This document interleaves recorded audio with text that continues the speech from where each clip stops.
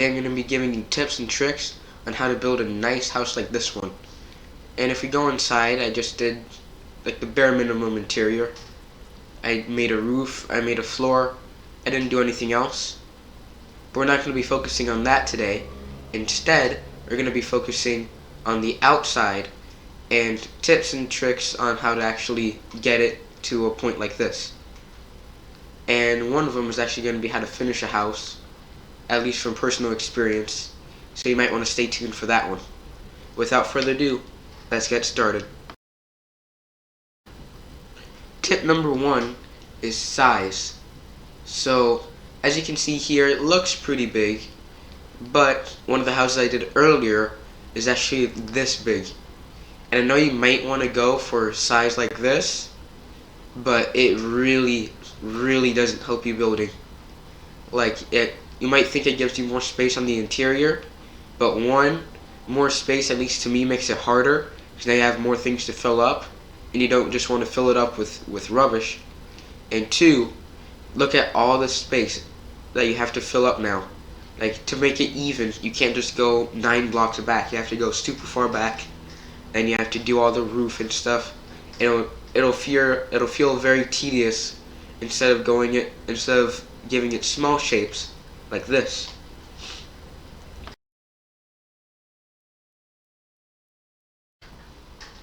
Tip number two is to mix blocks. Like here you can see I was gonna go for just complete white concrete, but I decided to mix in calcite, and now it looks so much better. Like if you have a wall that looks plain on the outside, maybe instead of adding all the windows and all the big stuff like that, just try mixing in some blocks. Like here, I don't think this part would look as good as it does if it didn't have the calcite going with it, and it makes it look a lot nicer, also looking a bit rougher. However, if you're doing like a suburban house like this one, it might not be good to try and rough it up a bit with the mixture of blocks, because then it's gonna look old, and you don't want your suburban house to look old. But other than that, usually it's a good idea to mix this in for builds like this, where they don't look super modern, they look almost medieval. So that's my second tip to you: mix in some blocks.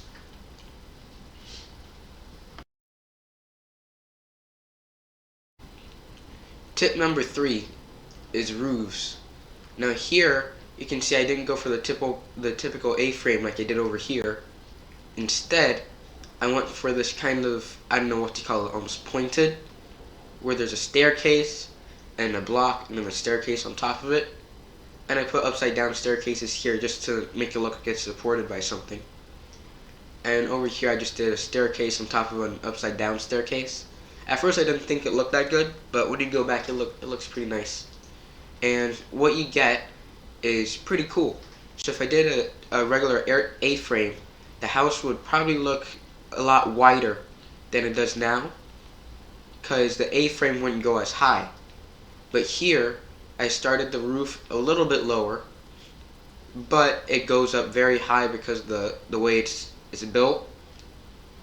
So it kind of makes up for the width here with height, and that's just from the roof. But if you have like a modern house, it's probably better to just go with a flat roof, or a suburban house, it's usually an A-frame. But if you want to get experimental like I did, as long as you do it right, I'm pretty sure it should come out good, and it'll help make a house that you're proud of.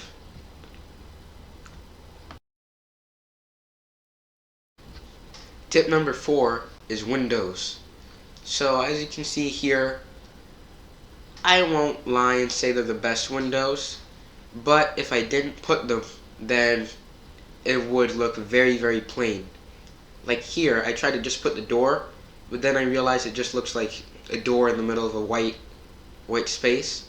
So I decided to put a window here to make it look a little bit more open, and put these things as a frame, but I'll get to that later. And same here, if this was all just the white blocks, it would not look as good as it does. And if you have a pretty big wall that doesn't have anything, like I do here, it's usually going to look a little bit bland. Because from the outside, again, I don't know what you're doing in the interior, but on the outside, it's usually best to try and put as much decoration as possible, as long as it looks good, to a certain point. But it is always good to put a little bit of decoration, so it's not just plain walls. And that's why I think it ties into the first trick, and it's to not go big, because then you're going to either have to do giant windows, or you're going to have to put a bunch of them, almost like in a grid-like pattern, and it's not going to look as good. Like over there, I know I keep going back to this, but this is just a bunch of open air, and to be honest, I don't think it looks that good. But here, even though the windows don't really have much decoration around them, they still look better, and the house looks better than that would have turned out. So the fourth tip is to put in windows to help make your house seem more busy and to help it feel more open.